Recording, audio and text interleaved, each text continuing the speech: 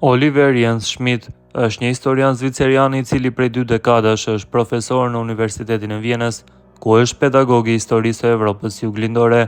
Disertacioni I tij mbi arbërinë veneciane, të cilin e mbrojti në mënyrë me albanalogun e njohur Peter Bartel, është një nga veprat më të rëndësishme për historinë shqiptare të mesjetës.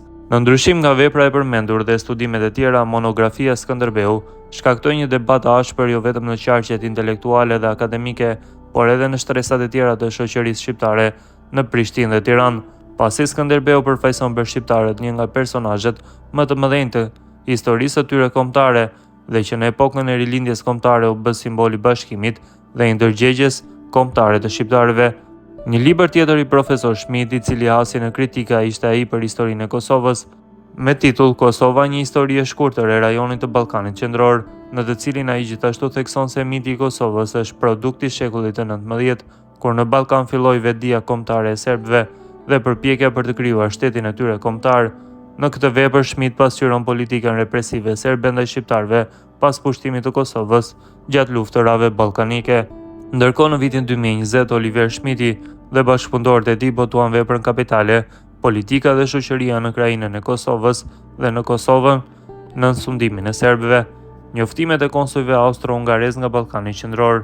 Raportet e konsujve austro-hungarez u botuan kryesisht nga vilajeti I Kosovës, pra nga Prizreni, Shkupi, Mitrovica, por edhe nga Shkodra, Stambolli dhe qytete të tjera ku Vjena delegonte diplomatët e saj.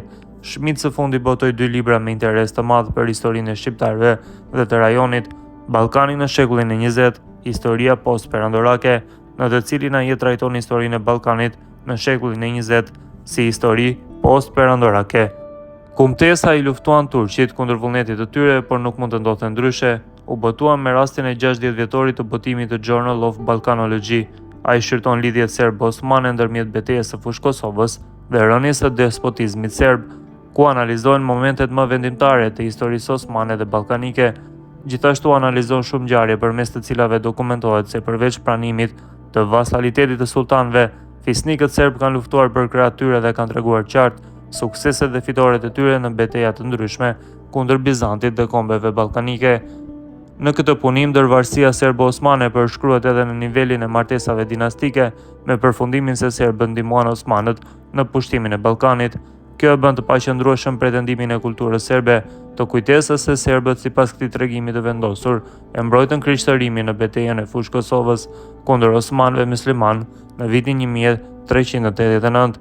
Ky punim trajton çështjen se si të interpretohet historia e marrëdhënieve serbo-osmane pas betejës së Kosovës, kur me disfatën e botës princerore serbe në Ballkan filloi një fazë krejtësisht e re në ato marrëdhënie, e cila gjatë 7 dekadave, ndërmjet viteve 1389 dhe 1459, u karakterizua nga konflikte ushtarake, por edhe nga bashkëpunimi ushtarak dhe politik.